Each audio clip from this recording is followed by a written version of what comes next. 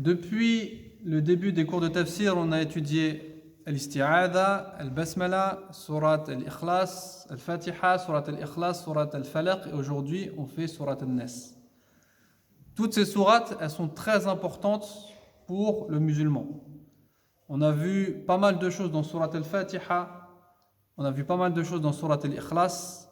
La semaine dernière également, on a étudié surat al-falaq et on a vu pas mal de fawaïd et on a compris l'importance que le musulman doit apporter à ces sourates qu'on appelle les protectrices, car ces sourates, et plus particulièrement surat al-falaq et surat al-nas, elles protègent des maux. Par elles, Allah subhanahu wa ta'ala protège le musulman de différents maux, et ces maux ils sont invisibles. Et le musulman, il ne peut que demander le refuge auprès d'Allah subhanahu wa ta'ala pour être épargné de ces différents maux. Ce qui est bien aujourd'hui avec Surat An-Nas, c'est qu'on va pouvoir réviser certains concepts qu'on a vus précédemment dans les sourates précédentes. Et on va voir justement si vous avez retenu. Parce que c'est bien de s'asseoir, c'est bien de profiter, qu'Allah il vous récompense. Mais c'est important de réviser et c'est important de mettre en pratique. Celui qui n'arrive pas à retenir une sourate ou un concept, en général, il ne le met pas en pratique. Celui qui le met en pratique dans son quotidien, obligatoirement, ça va rester.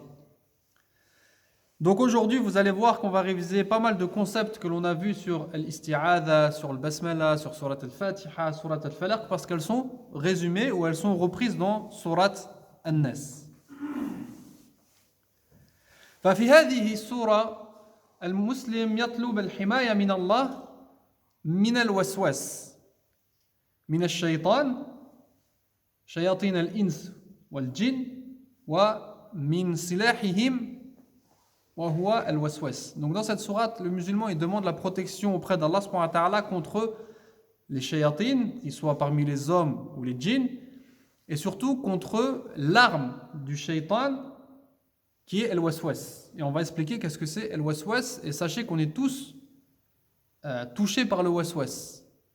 Mais il y en a qui arrivent à repousser le waswas, et il y en a d'autres non, qui se font toucher. On va voir donc comment Shaitan il fait, il tourne autour de nous pour nous faire tomber. À savoir que cette sourate elle est très importante parce que wallahi mes frères, beaucoup de maladies qui sont répandues aujourd'hui, notamment les maladies psychologiques, al-amrad al-nafsiyya, sababuha al-waswas. Donc beaucoup de gens ils sont touchés par des maladies, des dépressions, des doutes, un mal-être, de la tristesse, de la peur de l'avenir.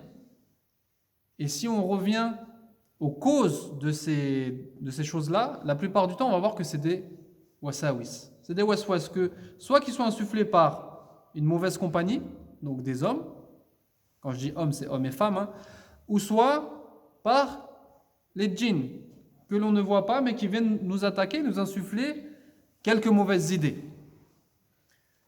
Donc à nous, lorsqu'on est touché de ces choses-là, à nous déjà de faire un travail, de comprendre cette sourate-là et de voir les wasawis quand ils arrivent pour pouvoir s'en protéger directement. Et lorsqu'on est touché, donc faire un travail sur nous-mêmes pour pouvoir repousser ces amrad. إذن أولا نتعرف على هذه السورة كعادتنا. Donc premièrement, on va faire connaissance avec la sourate comme on a l'habitude de faire. أولا أسماؤها. Donc on va parler de ces différents noms. إذن الاسم الأشهر هو سورة الناس. سورة الناس لذكر كلمة الناس في هذه السورة ولتكرارها. Donc premier nom et le nom le plus connu que l'on trouve dans les masahif et dans les différents livres de tafsir, c'est Surat An-Nas. Surat An-Nas parce qu'il y a le mot, donc les hommes, le mot An-Nas qui est répété plusieurs fois. Il est répété 5 fois dedans. Et à votre avis, pourquoi ce mot il est répété 5 fois?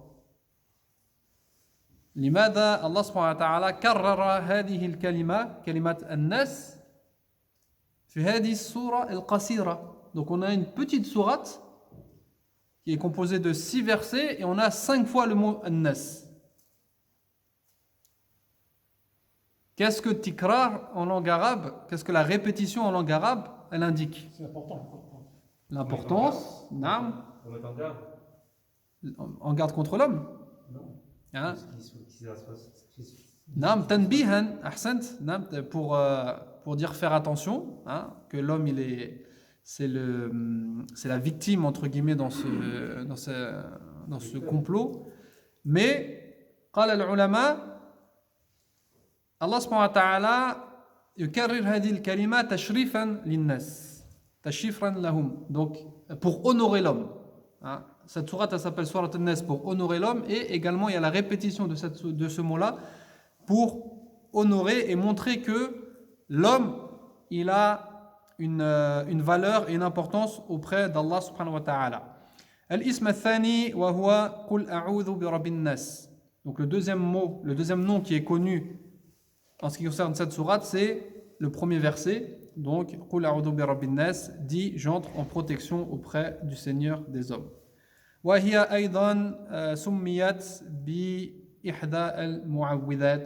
Donc c'est l'une des protectrices, comme on l'a dit, avec la deuxième qui est Surat An-Nas, et certains savants y rajoutent également Surat Al-Ikhlas. Donc les protectrices, Surat Al-Ikhlas, Surat Al-Falaq ou Surat An-Nas.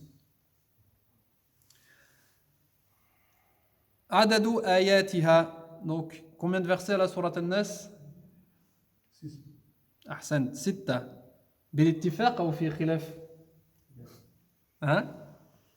في خلاف. بعض العلماء قال 7. Certains savants ils disent donc il y a 7 versets parce qu'il y a le min sharril waswas, on s'arrête, un verset, al-khannas, un verset, et on continue. Mais ça c'est juste pour votre culture générale. Yani 6 ayat et 79 lettres. Ça je vous répète simplement pour dire que celui qui lit surat An-Nas, il fait minimum 79 fois 10, 790, il prend 790 hasanat. Et ça, souvent, on le néglige. On pense que pour avoir des hasanat, il faut faire des choses énormes. Hein? Alors que le capital de hasanat, il se trouve dans la lecture du Coran. Et notamment la lecture avec la al-fahm wa tadabbur wa al-amal bihi. Donc la lecture avec la compréhension, prendre son temps, la réflexion, la méditation et la mise en pratique.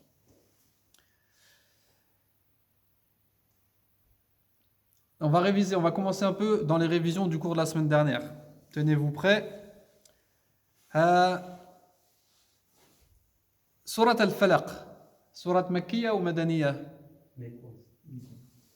Non, surat al-Falaq, surat Mekwaz. Et comme on a dit, donc surat al-Falaq et surat An-Nas, elles sont très proches, elles ont été révélées l'une après l'autre. في خلاف أو Mekwaz, Makkiya, Makkiya. Les savants ils ont divergé. في خلاف ولكن الخلاف يسير. فنعم سورة الناس قال الجمهور أنها مكية كذلك. سورة الفلق c'était révélée en combien de positions?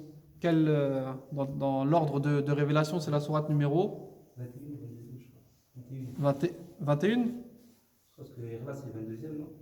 Non. Donc al-Falaq, la semaine dernière on l'a vu. La 20e. Non, la 20e. Surat al-Falaq, ensuite Surat al-Nas, 21e, et Surat al-Ikhlas, révélée après, la 22e. نعم وكان النبي صلى الله عليه وسلم يبحث عن وسيلة كي يتعوذ به من شرور الناس ومن شرور كلها وأنزل الله تعالى هذه السورة. Donc le prophète صلى الله عليه وسلم il cherchait un moyen de se protéger du mal des gens, avec des gens au niveau des hommes et des shayatines, parce que cette sourate elle a été révélée au début de la révélation, pas au tout début mais dans les premières sourates. Et les musulmans et le prophète sallallahu alayhi wa sallam, ils rencontraient beaucoup de difficultés et beaucoup de adha, de préjudices des polythéistes, mais quoi? Des insultes, des tortures, de l'humiliation. Et le prophète sallallahu alayhi wa sallam, il demandait à Allah subhanahu wa ta'ala un moyen de protection. Allah subhanahu wa ta'ala, il a révélé surat al-Falaq et surat al-Nas. Et comme on a dit, donc certains savants ils ont dit qu'elle est médinoise et qu'elle a été révélée lorsque le prophète sallallahu alayhi wa sallam a été victime d'un ensorcellement par Al-Labib ibn A'sam et notamment ses filles. Mais la majorité des savants ils disent que ça ne veut pas dire qu'elles ont été révélées à ce moment-là, mais elles ont été révélées précédemment et le prophète sallallahu alayhi wa sallam les a utilisées à cette occasion-là. طيب ترتيبها في المصاحف, comme on a dit, donc ce qui est important c'est l'ordre de révélation et également l'ordre de compilation dans le Coran, en sachant que ces deux ordres ils sont différents, hein. L'ordre que l'on a dans le Mus'haf, l'ordre des sourates dans le Mus'haf, c'est pas le même ordre de révélation chronologique. كما تعلمون هي بعض سورة الفلق وهي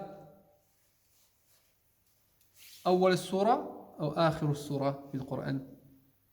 C'est la première ou la dernière sourate du Coran? Non, non, c'est la dernière. Je vous juste pose des questions pour pas que vous vous endormiez. Et là, on va réviser. Qui peut me dire là, comme on a dit, Allah subhanahu wa ta'ala, dans son tartib, même tartib al-Mushaf, il y a une sagesse. Quand on regarde la première sourate, sourate al-Fatiha et sourate al-Nas, on doit trouver, ou on peut trouver des alaqa, des relations entre les deux. On en a cité quelques-unes la dernière fois qu'on expliquait sourate al-Fatiha. Quelles sont les relations entre sourate al-Fatiha et sourate al-Nas? Hein? Là, on va voir ce qui... La Fatiha, c'est la miséricorde d'Allah, c'est l'unicité, la glorification d'Allah. Et pour la Nas, c'est pour l'imam, l'insan. Non, c'est pas complet, mais il y a un début de réponse. Hein? On va pas compliquer la chose. On va pas compliquer la chose? Tellement c'est compliqué.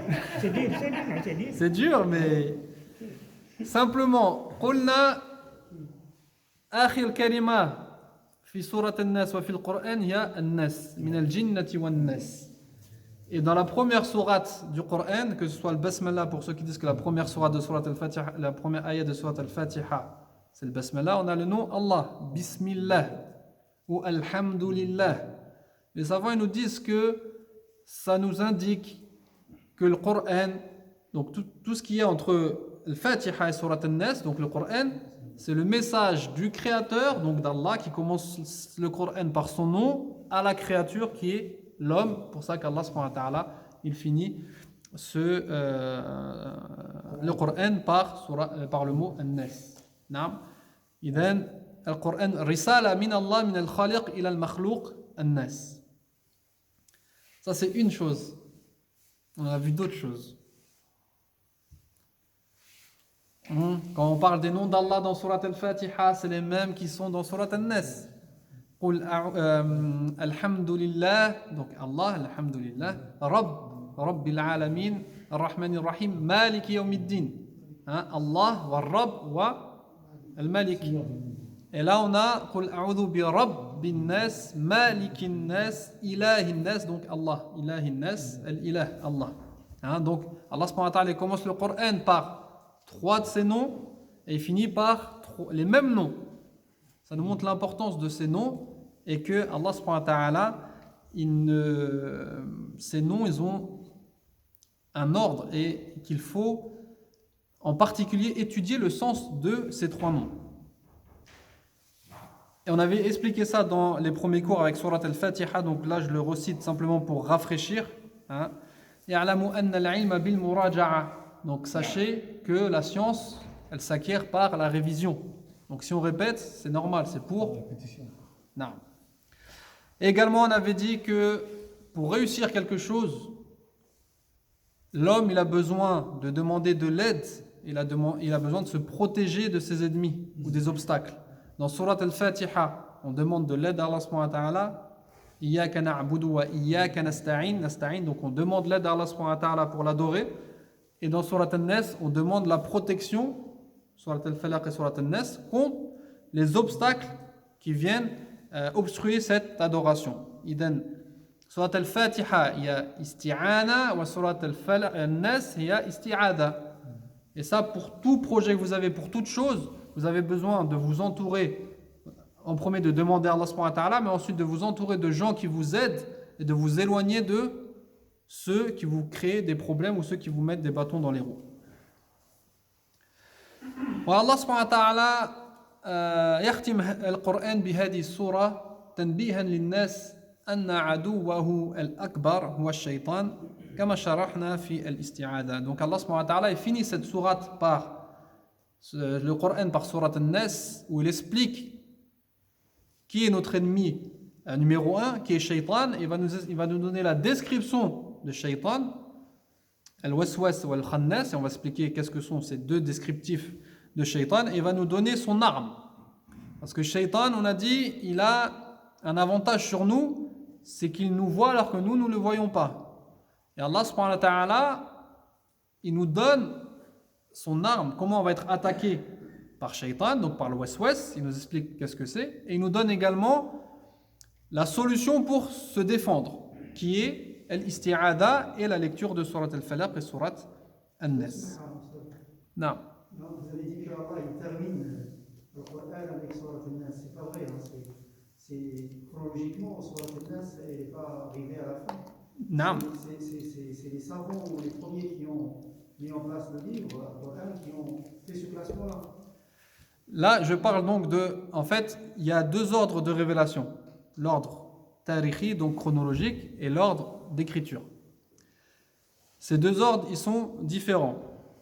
Ensuite, les savants, qu'est-ce qu'ils nous disent? Ils nous disent que dans les deux ordres, que ce soit dans l'ordre de révélation chronologique ou que dans l'ordre d'écriture, on voit des sagesses. Et je vais juste ouvrir cette parenthèse-là par rapport à qui a donné l'ordre de mettre les sourates du Coran dans cet ordre-là. Les savants, ils ont divergé. Certains savants, ils nous disent que hada amr tawqifi.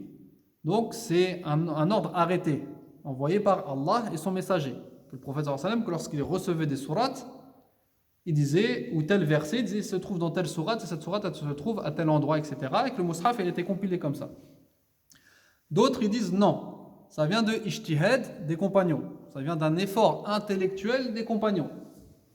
Et un troisième groupe de savants, ils nous disent, la majorité du Coran, il est tawqifi, donc l'ordre des sourates ont été donnés par Allah, par le prophète sallallahu alayhi wa sallam, et certaines sourates auxquelles on ne trouve pas de texte dans l'ordre justement, elles ont été par l'ijtihad des compagnons. À savoir que le qal al-rajih wallahu a'lam, c'est le troisième, que la majorité des sourates, elles ont dans les ahadiths, on trouve dans Asbab al-Nuzul, etc., des choses qui nous indiquent l'ordre que l'on a aujourd'hui dans le Mus'haf, et des sourates où il y a un doute, notamment Surat Tawbah ou Surat Al-Anfal. Et les savants ils répondent à ça en disant que ceux qui ont mis en place l'ordre que l'on a aujourd'hui dans le Mus'haf, c'est les Sahaba. Et que les Sahaba, c'est les plus grands savants qu'ont connu notre communauté. Donc même si ça vient d'eux, ils ne l'auraient pas fait au hasard, mais ils l'auraient fait donc ils ont entendu quelque chose du prophète sallallahu alayhi wa sallam, ou soit de leur ijtihad, et donc même dans tartib al-mushaf, suwar fi al-mushaf, fi hikam. Wa alayna an nabhas fi al-hikam fi tartib al-nuzul wa fi tartib al-mushaf. Donc les savants nous disent que même dans l'écriture des sourates, dans l'ordre que l'on a aujourd'hui dans le Mus'haf, en commençant par Surat al-Fatiha, en finissant par Surat al-Nas, il y a des sagesses. Que ces sourates-là, elles n'ont pas été mises au hasard comme ça. Soit c'était par ordre du prophète sallallahu alayhi wa sallam, soit par ijtihad des compagnons, donc effort intellectuel des compagnons, et il n'y a pas de plus grands savants que les compagnons. Donc on a des sagesses à trouver dans l'ordre chronologique et dans l'ordre de l'écriture du Mus'haf. Wallahu a'lam. إذن هذه السورة حماية من الشيطان ومن وسوسه. Donc cette sourate c'est une protection contre le shaitan et surtout son arme qui est al-waswas, qui donc comme je l'ai dit est la cause de beaucoup de maladies que l'on trouve aujourd'hui, surtout dans les sociétés modernes. والوسواس يعني مشكلته أنه يعني يصيب الروح أو يتعلق بالروح. Le problème de l'waswas, c'est qu'il a une relation directe avec ce qu'on appelle الروح, qui est l'esprit. Et comme l'esprit, notre ruh, on n'a pas beaucoup d'informations dessus, et ben c'est difficile de trouver des protections pour repousser al-waswas. C'est pour ça que Allah subhanahu wa ta'ala, il nous enseigne cette sourate azima, sourate An-Nas. Et ar-ruh, on va traduire par l'esprit ou par l'âme. En fait, un corps sans âme, il ne bouge pas, il n'y a pas de vie, il n'y a rien du tout. C'est une fois que ar-ruh, il rentre dans le corps que ça bouge. Et une fois que l'âme, elle sort, la personne, elle est morte. Donc, l'âme, c'est ce qui porte le corps. Si l'âme, elle est malade, le corps, il est malade.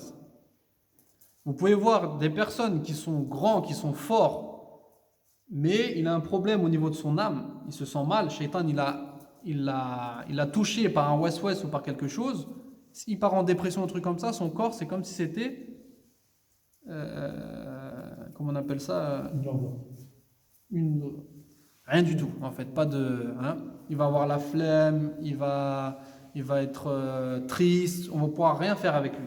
Et vous allez voir des gens qui sont petits et si son ruh il va bien et si son iman il va bien, il va pouvoir soulever des montagnes. Donc le plus important, nous, c'est de travailler sur notre ruh, de protéger notre âme des wasawis. Comme on protège nos corps des maladies, on doit protéger également notre âme et notre cœur de ces maladies qui sont les cibles préférées de Shaitan.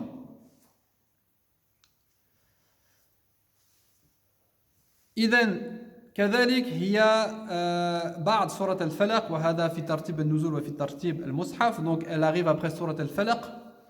Et on a dit c'est quoi la relation rapidement entre Surat al-Falaq et Surat An-Nas, hormis que dans les deux il y a l'isti'adha, donc on demande la protection d'Allah subhanahu wa ta'ala auprès d'Allah contre certains mots, M-A-U-X. On avait vu quoi comme relation entre les deux sourates? Il y a un inversement. Oui. Amrun ma'kous, c'est quoi? 3 fois dans le Falaq, on parle de Insan. Et l'inverse dans le Coran de Nas, c'est 3 fois on parle de Allah Ta'ala contre. Naam, ahsant. Si on observe et tout ça, ça rentre dans la révision. Je fais exprès de prendre du temps, même si je passe vite, mais pour le reciter, pour que ça rafraîchisse. Dans Surat Al-Falaq, on demande la protection auprès d'un nom d'Allah subhanahu wa ta'ala contre 3 mots. Min sharri ghasiqin idha waqab wa min sharri naffathati fil 'uqad wa min sharri hasidin idha hasad. En sachant que le premier verset, c'est un verset général.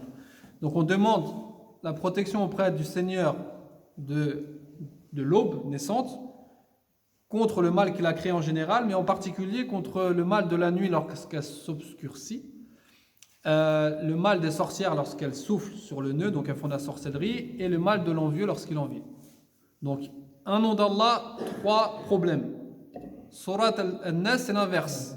On rentre en protection contre 3 noms d'Allah, contre un mal. Rabbin Nas, Malikin Nas, Ilahin Nas, Min Sharril Waswasil Khannas. Donc c'est inversé. Et ça nous montre que le mal le plus difficile et le plus dur, c'est celui de Surat An-Nas. Parce qu'on rentre en protection auprès de 3 noms d'Allah contre un seul mal. Alors que dans Surat Al-Falaq, c'est l'inverse.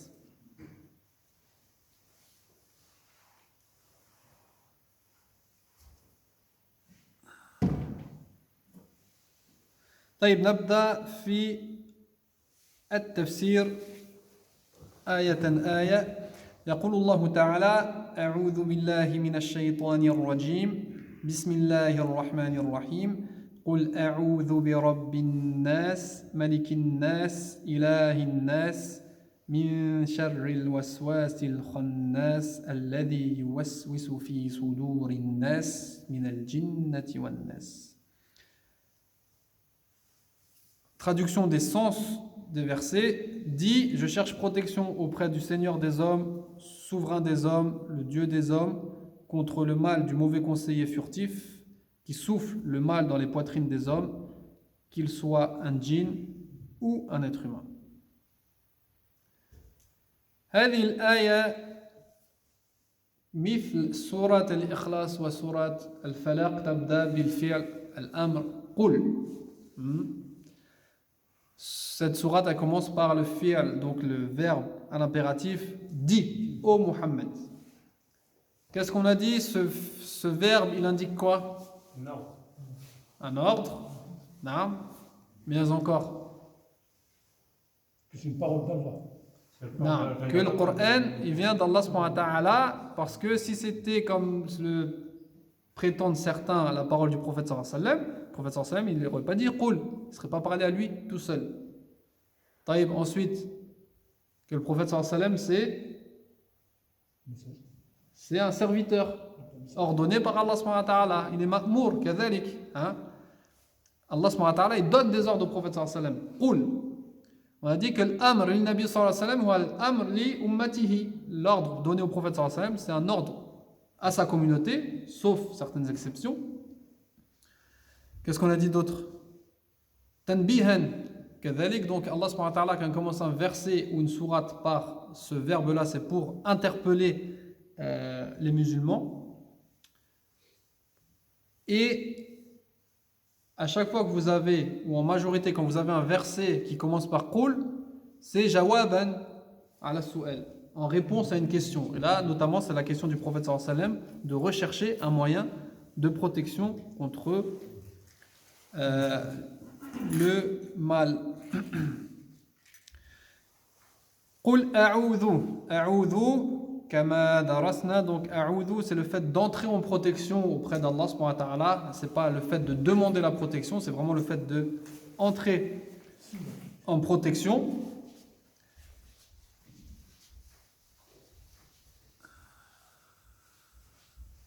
Yani, qul a'udhu bi rabbi an-nas. Ar-Rabb, vous avez vu, donc là on révise un peu Surat al-Fatiha. Ar-Rabb, man huwa Ar-Rabb fi al-lugha al-arabiyya? Al-Khaliq, ahsant. Donc Ar-Rabb il a trois sifat générales, trois adjectifs généraux qui ensuite il y a d'autres encore adjectifs. Donc Ar-Rabb ou Al-Khaliq, le créateur. Ensuite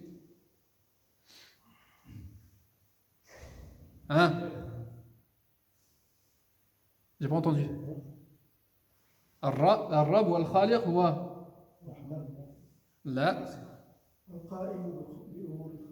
Ahsant. Al-Mudabbir. Donc c'est celui qui gère tout ce qui concerne le bas monde, les affaires du bas monde. Wa Al-Thalith Al-Malik. Al-Malik c'est celui qui possède. Donc ça ce sont les trois adjectifs principaux de Ar-Rabb. Al-Khaliq, le créateur, Al-Mudabbir wa Al-Malik, celui qui contrôle, celui qui gère. Et ensuite, donc, il y a d'autres noms qui en sortent, mislou, donc Ar-Rabb, c'est également celui qui apporte la subsistance, c'est l'éducateur, c'est le protecteur, plein de noms qui ont un rapport avec Ar-Rububiyya. Rabbin Nas, Malikin Nas. Malikin Nas, on a vu, donc c'est celui qui possède, celui qui fait ce qu'il veut avec qui il veut. Et les savants, ils nous disent, moi je vais finir Ilahin Nas, ensuite on va parler de ces trois versets en général. Et Ilahin Nas, on a vu Al-Ilah, yani Al-Ma'boud. Al-Ilah, donc, en arabe, c'est Al-Ma'boud bihaq. C'est celui qui est digne d'adoration. Le seul qui mérite l'adoration, c'est Al-Ilah et Allah subhanahu wa ta'ala. Donc, on recherche, on entre en protection auprès du Seigneur des hommes, du souverain des hommes, comme ils traduisent dans la traduction, et Al-Ilah, donc, du Dieu des hommes. Et les savants, ils nous disent par rapport à ces trois noms que premièrement, Allah subhanahu wa ta'ala, il va du général vers le particulier. Parce que Ar-Rabb, Allah subhanahu wa ta'ala, c'est le Rabb de tout le monde. Hommes, djinns, musulmans, non-musulmans, c'est le Rabb de tout le monde. Ensuite, Al-Malik. Il y en a qui, les non-croyants, ils refusent de dire que Allah subhanahu wa ta'ala est Al-Malik. Non? Ensuite, Al-Ilah, c'est encore plus précis, c'est simplement pour les croyants. Donc, Al-Rabb, il est général. Al-Malik, il enlève les athées qui ne croient pas en la divinité. Et Allah, il enlève les non-musulmans. Donc, on demande une protection de façon générale pour aller d'une protection particulière auprès d'Allah subhanahu wa ta'ala. Également, ils nous disent que fait partie de la fitra, de la nature de l'homme, de demander protection pour un enfant, par exemple. Un enfant, lorsqu'il a peur de quelque chose, et si on ne lui a pas appris ou transmis de chercher la protection auprès d'Allah subhanahu wa ta'ala, il va chercher la protection auprès de qui? Son père, ses parents. Et ses parents ont un rôle d'éducateur, d'enseignant, d'éducateur. Ainsi, on a vu que fait partie des sens du mot Rabb, l'éducateur. Tarbiya. Donc, Allah subhanahu wa ta'ala, il nous dit, c'est comme si donc la première personne vers qui on va chercher la protection quand on est enfant, c'est vers Rabb, c'est vers notre père ou notre mère, nos parents. Et Allah subhanahu wa ta'ala, c'est lui le Rabb de ces gens-là. Ensuite, Al-Malik, ou celui qui cherche, celui qui gère. On va dire, lorsqu'on grandit et qu'on fait partie d'une tribu, par exemple, ou d'un quartier, et qu'on a un problème, on va se retourner vers le chef. Parce que c'est lui qui a la capacité de nous défendre et de défendre sa patrie. Allah subhanahu wa ta'ala dit, moi je suis Malikul Muluk. Vous cherchez protection auprès des chefs, moi je suis le chef des chefs. Et ensuite, Ilahin Nas, les gens ils cherchent protection envers Allah subhanahu wa ta'ala et pour les mushrikines envers leur divinité. Celui qui, on sait qu'il y a du polythéisme où les gens ils ont leur Dieu de la protection, leur Dieu de la subsistance, leur Dieu de la fécondité, etc. Donc ils vont se retourner vers leur Dieu de la sécurité pour les protéger. Allah subhanahu wa ta'ala, il nous dit, je suis le Dieu de vos dieux. Il ne chercher la protection que auprès de moi, ni auprès de vos parents, ni auprès de vos chefs, ni auprès de vos divinités, parce que la seule divinité c'est moi, et il n'y a que moi qui peux vous protéger, et notamment vous protéger contre le mal des wasawis de shaitan.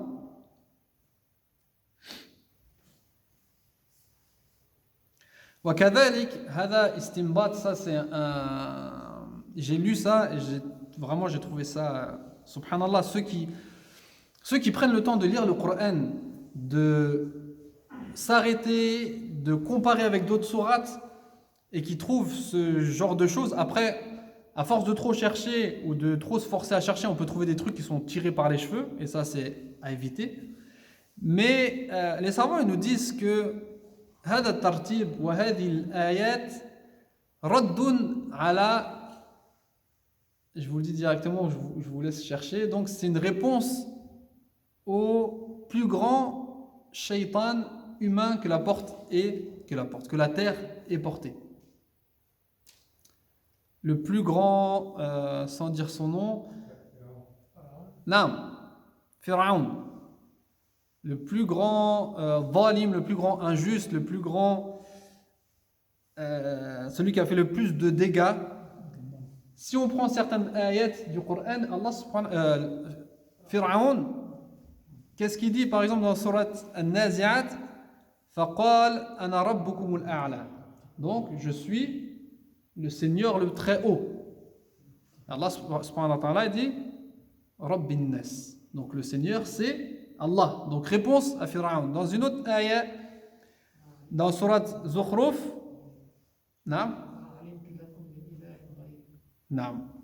mais parmi les prétentions de Pharaon, كذلك, c'est قال أليس لي ملك مصر. Hein? Je ne possède pas la terre de Misr, l'Égypte. Donc, il pensait que c'était Al-Malik qui possédait des choses. Allah subhanahu wa ta'ala lui répond Malik in-Nas. C'est moi le Malik. C'est moi le Rab, c'est moi le Malik. Et Pharaon, ensuite, il dit donc Ma alimtu lakum min ilahin ghayri. Donc, il s'adresse à son peuple, il dit vous n'avez pas connu d'autres divinités que moi. Hein, donc, il se prenait pour une divinité. Allah subhanahu wa ta'ala, ilahin nas. Donc, ces 3 versets, certains savants disent Wallahu a'lam, en réponse à Pharaon qui a prétendu la seigneurie, la divinité et la souveraineté. Allah subhanahu wa ta'ala, il répond par ces 3 versets. Je voulais vous le transmettre. Wallahu a'lam. Donc dans les 3 premiers versets, Allah subhanahu wa ta'ala, il nous parle de comment on rentre en protection ou auprès de qui on cherche la protection. Dans les 3 versets suivants, Allah subhanahu wa ta'ala va nous parler de l'ennemi et de son arme pour pouvoir s'en protéger. Min sharril waswasi al-khannas. في هذه الآية الله سبحانه وتعالى يصف لنا الشيطان ولا يسميه. Donc Allah subhanahu wa ta'ala dans ce verset, il nous décrit Shaitan et il ne le nomme pas. Il ne le nomme pas parce qu'on sait tous que on parle de lui.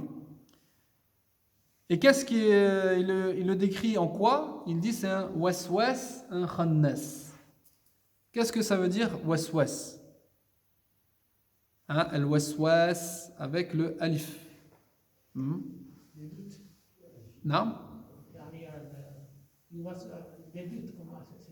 Chaque shukuk. C'est le dîner de Non? c'est le dîner puis le الوسوس صفة للفاعل الذي يوسوس ليس الوسوسة. Donc là il faut bien différencier.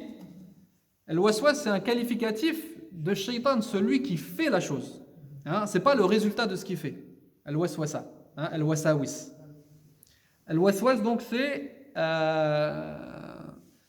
comment il traduit ça? Le mauvais conseiller. الوسواس c'est le fait de murmurer, d'insuffler, de murmurer. C'est le fait de murmurer le mal et d'embellir le mal. Hada waswas. Et même si on ne l'entend pas réellement, on voit les effets que ça a sur nous. On est tous touchés par le waswas. On est tous. Shaitan, il peut venir avec différentes techniques de waswas. Il peut nous attaquer avec un waswas par rapport à nos adorations. Et ça, c'est connu. Tu fais les ablutions, j'ai lavé mon pied droit ou pas? Est-ce que j'ai mis l'intention ou pas? Il y en a beaucoup, ils en deviennent malades. Ils ont des vrais problèmes de ça. Je suis dans ma prière. J'ai fait combien de raka'at? Est-ce que j'ai fait tashahhud? Quelle sourate j'ai récité? Waswas. Le jeûne. Demain, par exemple, c'est lundi, je vais mettre l'intention de jeûner. Shaitan, il va venir me dire mais t'as une journée dure demain. La journée sera longue. Puis tu vas faire du sport. Et puis après, tu vas dire vas-y, c'est vrai, bon, je jeûnerai la semaine prochaine. En fin de compte, ça fait 10 ans, tu jeûnes jamais. Demain au travail, tu as une dure journée, il faudra que tu bois un peu d'eau, un peu de café, etc. Et en fait, on s'aperçoit que pendant le ramadan, on est obligé de jeûner. Là, il peut y avoir tout et n'importe quoi, on va quand même jeûner. Et ça ne va pas nous affecter plus que ça. Donc ça, c'est des wasawis, on est tous touchés. Il y en a certains, ils arrivent à repousser. Demain, j'ai une dure journée. Ouais, mais c'est pas grave, je mets l'intention de jeûner quand même. Et je vais jeûner. Donc, Shaitan, il nous attaque par des wasawis dans notre vie quotidienne, dans les adorations. Notre vie quotidienne, ça peut être aussi par rapport au travail. Ou par exemple, par des pensées de manière, j'y arriverai jamais. C'est trop dur pour moi. Je suis pas assez intelligent, j'ai pas assez étudié, j'ai pas fait ci, j'ai pas fait ça. Et tu veux faire du bien, mais tu le fais pas parce que Shaitan, il te met des mauvaises pensées. Ça peut être par rapport à notre femme. Shaitan, il va te dire, il va dire, regarde ses manquements, regarde, elle est négligente, elle t'a pas fait à manger, elle a fait ci, elle a fait ça, jusqu'à ce que tu vois que ses côtés négatifs et que tu oublies les côtés positifs. Et en fait, lorsque tu vas en parler avec des personnes, ils vont te dire, mais en fait, de quoi tu te plains, c'est rien du tout par rapport à ce qu'elle t'apporte. Donc Shaitan, il nous attaque avec des waswas. En fait, on est bombardé de wasawis. Et maintenant encore plus, parce qu'on a accès aux réseaux sociaux, les informations. Shaitan également, c'est toutes les informations, il faut faire attention parce qu'il y a des mauvaises pensées, il y a des pensées négatives, il y a des wasawis, etc. Des doutes, ça peut nous mettre des doutes dans notre foi, ça peut nous mettre... Bref, il y a plein de choses. Shaitan, il va même nous mettre des wasawis dans notre croyance, à la aqidah. Il va nous faire avoir des pensées mauvaises sur le prophète sallallahu alayhi wa sallam, par exemple. Il va nous faire nous poser la question, Allah, c'est qui l'a créé? Ça, c'est des choses qui sont normales. Et c'est une preuve qu'on a la foi. Mais c'est comment on va gérer la chose qui est important. Et pour gérer la chose, le prophète sallallahu alayhi wa sallam, il nous l'a enseigné. On rentre en protection auprès d'Allah subhanahu wa ta'ala et on passe à autre chose. On ne réfléchit pas à ces choses-là. A'udhu billahi minash shaitanir rajim. Et on passe à autre chose. On récite Surat al-Falaq, Surat al-Nas, Ayat al-Kursi, les 2 derniers versets de Surat al-Baqarah. Et surtout, on ne rentre pas dans le pourquoi, parce que là, Shaitan, il sera rentré. Et nous, ce qu'on veut, c'est le repousser. Idan al-waswas, c'est celui qui insuffle, c'est celui qui murmure à l'oreille de l'homme. Et comme on va le voir par la suite, ça peut être quelque chose d'invisible par les shayatines, les djinns, mais ça peut être des hommes. La mauvaise fréquentation, c'est quoi? C'est du waswas. Je faisais ce cours de tafsir à des adolescents, et on a un, il a levé la main, il m'a dit je me reconnais dans ça. Je dis, est-ce que tu peux expliquer? Il a dit, j'étais avec un groupe d'amis, je fumais pas, et tous les jours il me disait vas-y fume, vas-y fume, vas-y fume. Et tout le temps je disais non, j'étais vraiment pas attiré par ça, jusqu'à ce qu'un jour j'ai fumé.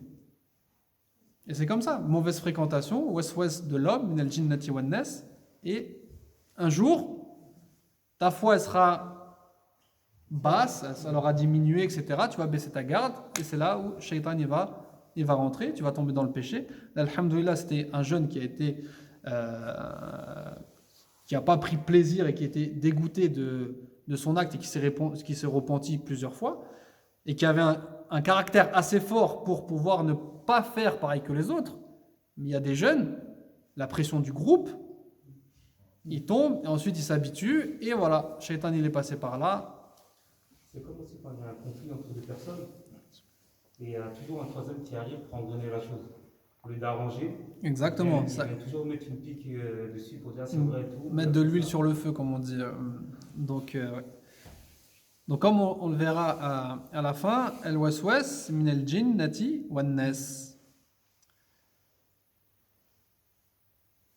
Idhan, al-waswas, on a dit c'est celui qui murmure, celui qui souffle, qui parle, qui chuchote. Al-khannas, qu'est-ce que ça veut dire al-khannas? من الشياطين يعني من الشياطين ولكن امرأة الشياطين. نعم ولا ما فعله ما معنى خنسة؟ Il s'écarte, il s'abaisse. نعم يأتي ويرجع يأتي ويرجع celui qui vient qui waswas et qui part, il vient et il part, il vient et il part. Il vient quand la personne est négligente et insouciante du zikr, du rappel d'Allah, et il part quand il y a le rappel d'Allah. Et vous connaissez tous le hadith où le prophète sallallahu alayhi wa sallam dit lorsqu'il y a l'adhan, Shaitan il part en courant. Donc la personne, lorsqu'il a des wasawis, il a des mauvaises pensées, il est tenté par le péché, il est tenté de délaisser une adoration, qu'il invoque Allah subhanahu wa ta'ala pour repousser ses wasawis. Donc al-khannas, c'est celui qui vient et qui part, qui vient et qui part. Et Shaitan, il connaît l'homme très bien. Un premier jour, il va venir, il va juste... Ça va passer dans votre tête, mais vous n'allez pas faire attention. Un mois plus tard, il va revenir, la même chose. Un mois après, tac, tac, tac, jusqu'à ce que cette chose-là, petit à petit, elle peut prendre une place dans votre tête. Hein? Et Shaitan, il n'appelle pas directement au péché. Il fait petit pas à pas. Il vient pas à pas pour pouvoir vous prendre de loin et vous faire tomber dans un péché que vous vous dites jamais je tomberai dans ce péché-là. Mais petit à petit, il nous prend, je dis vous, mais je suis concerné, il nous prend, il nous ramène, on dit c'est pas grave, parce que lui il vient nous rassurer, bien sûr, nous enjoliver la chose. C'est pas grave, tu vois, tu aides cette personne, c'est pas grave, c'est pas grave, avec ça tu vas acheter une maison, avec cet argent tu vas faire du bien, et tu tombes. Heureusement, la porte de Tauba, elle est toujours ouverte. Idhan, al-waswas al-khannas, celui qui murmure et celui qui part. Et il part, comme on a dit, au dhikr, au rappel d'Allah. Et ça, c'est important de l'enseigner à nos enfants, à nos jeunes, qui sont bourrés de waswas. Dans la tête de nos enfants, il y a 15 000 pensées. Surtout maintenant, avec l'information avec les téléphones portables et tout ça, bref, ils ne savent plus où ils sont perdus. Et Shaitan, il profite de ça, de situations, d'événements, pour mettre des wasawis dans la religion, dans la croyance. À nous de prévenir nos enfants déjà qu'ils sont normaux, c'est normal, on est tous touchés par ces wasawis, premièrement, mais que ces wasawis, on peut s'en protéger. Comment? Avec le rappel d'Allah subhanahu wa ta'ala. قال النبي صلى الله عليه وسلم ما منكم من أحد إلا قد وكل به قرينه. Donc le prophète صلى الله عليه وسلم, il a dit, il n'y a personne d'entre vous sans qu'il lui soit attaché à ses côtés un shaitan. قالوا وأنت يا رسول الله, les compagnons ils lui ont dit, et même toi, oh Rasulallah, le prophète صلى الله عليه وسلم, il a dit oui, sauf que Allah subhanahu wa ta'ala نعم إلا أن الله أعانني عليه فأسلم فلا يأمرني إلا بالخير. Sauf que donc Allah subhanahu wa ta'ala il a fait en sorte que le shaitan du prophète sallallahu alayhi wa sallam il soit un allié et qu'il lui ordonne que le bien.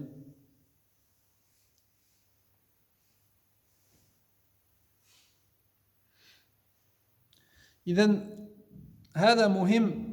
الشيطان يأتي ويوسوس عند الغفلة. Shaitan il vient et il fait les waswas quand l'homme il est négligent, quand l'homme il est insouciant. في ذكر الله أو قراءة القرآن أو الأذكار الشيطان يفير. Donc là on a vu la description de Shaitan. Il murmure et il part. Il vient et il part.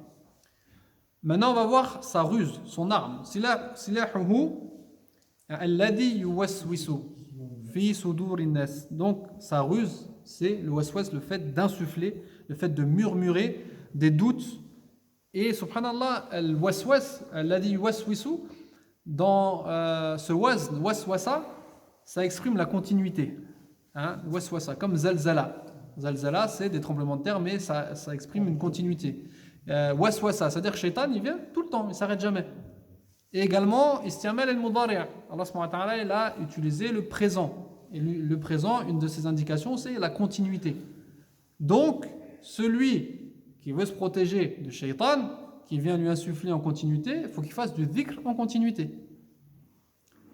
Donc ça, c'est important. Shaitan, il va jamais baisser la garde. Et je viens de penser à une chose, pour ceux qui ont des wasawis par rapport à leurs adorations, et par rapport notamment aux ablutions ou au nombre de rak'at qu'ils ont fait, ils doivent revenir à une qa'ida, à une règle qui est al-yaqin la yazulu bishak. La certitude, on va dire le doute ne fait pas partir la certitude. Donc si tu as la certitude d'avoir fait tes ablutions et que Shaitan il vient te mettre un doute, tu reviens sur ta certitude. Tu ne reviens pas à repenser, oui, mais est-ce que j'ai fait mon pied droit et puis combien de fois je l'ai fait, etc. Non, tu as fait tes ablutions, khalas. Tu repousses Shaitan. C'est ça que tu demandes protection auprès d'Allah subhanahu wa ta'ala, tu repousses Shaitan. Tu reviens à ta certitude. Par contre, si tu as la certitude ça marche dans l'effet inverse. Si tu as la certitude de ne pas avoir fait tes ablutions, enfin, tu as la certitude d'être parti aux toilettes. Et tu as le doute, est-ce que j'ai fait les ablutions ou pas? Tu reviens à ta certitude, tu n'as pas les ablutions.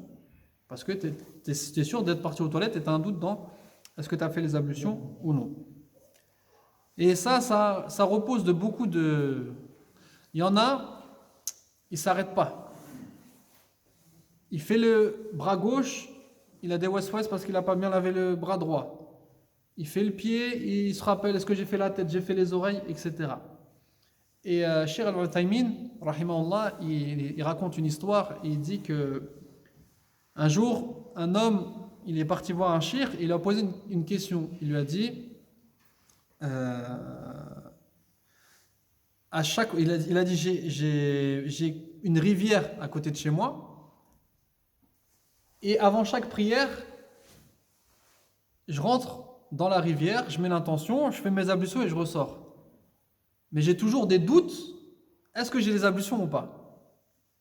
Le cheikh, il lui a répondu, il lui a dit, je crois que tu n'es pas concerné par la prière. Il a dit pourquoi? Parce que t'es majnoun, t'es fou. Tu vas dans une rivière faire les ablutions 5 fois par jour, avant chaque prière, et tu penses encore que t'as pas les ablutions? Il a dit, et comme vous le savez, une personne malade mentale, la prière n'est pas obligatoire pour lui. Il n'est pas responsable. Hein? Et le cheikh il lui a dit, donc j'ai peur que tu tombes dans cette catégorie de personnes. Donc on va même pas parler est-ce que tes ablutions elles sont valables ou pas, parce que tu n'es même pas concerné par la prière. Pour le faire prendre conscience que son waswas, il va le rendre, il va l'amener à de la folie. Sans oublier, je le rappelle, que Shaitan est pensé à ça tout le temps. Shaitan il ne va pas nous lâcher. Jusqu'à la fin de notre vie, Shaitan il ne va pas nous lâcher. Il va revenir tout le temps. Jusqu'à ce que tu seras dans ton lit de mort, Shaitan il va venir. Jusqu'à ce que ton âme elle sorte, Shaitan il va venir, il va te travailler. Il y a beaucoup d'histoires qui ont été rapportées sur la fin de vie de certaines personnes, la fin de vie de l'imam Ahmed, mathalan, hein, son fils, il rapporte qu'il a assisté au décès de son père, donc l'imam Ahmed ibn Hanbal, rahimahullah, et il lui disait donc Qul la ilaha illallah. Et son fils il lui disait donc dis la ilaha illallah. Et son père il disait la ba'd, hein, pas encore. Alors que son père il était un peu je sais plus comment on appelle ça là, entre la somnolence et il disait la ba'd, pas encore. Et lorsqu'il a repris ses esprits, son fils il lui a expliqué, je t'ai dit de dire la ilaha illallah et tu disais pas encore. Il a dit je parlais pas à toi, il disait je parlais à Shaitan qui disait tu m'as échappé, wa Ahmed, tu m'as échappé. Il dit Imam Ahmed il disait la ba'd, pas encore. Tant que je suis pas mort, je t'ai pas échappé. Et il y a une histoire, c'est dans le tafsir de l'imam Al-Qurtubi qui dit que son shir a assisté à un décès. Et pareil, donc il disait à la personne Qul la ilaha illallah, et il disait la. Et quand la personne reprenait conscience, il lui racontait ça, il disait pareil, il disait je parlais pas à vous. J'avais un shaitan sur ma droite qui me disait deviens chrétien. Je disais là, et un shaitan sur ma gauche qui disait deviens juif, et je disais là. Donc je répondais aux deux shayatins. Donc jusqu'à la fin, c'était quoi? C'était du combat. Et là, on parle de savants. Donc nous, avec notre foi qui est très faible, il faut se préparer à ce jour-là et faire des invocations, notamment Rabbana la tuzigh qulubana ba'da idh hadaytana. Hein? Oh Allah, ne tourne pas notre cœur, hein? Et qu'il nous donne une parole ferme fi dunya wa fi hada al-waqt wa fi al-akhirah, et qu'Allah nous accorde une parole ferme donc à ce moment-là.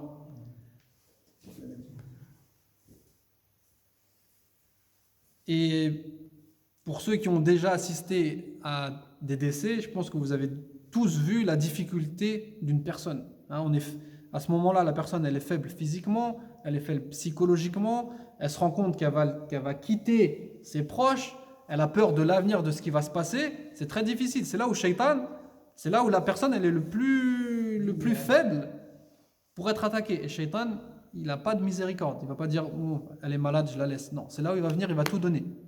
Parce qu'après, hop, lui, on n'a plus besoin de travailler avec lui, ça y est, je m'occupe des autres. Mais pour l'instant, c'est la dernière ligne droite pour Shaitan et il va tout faire pour nous faire tomber, qu'Allah nous en protège. الذي يوسوس في صدور الناس.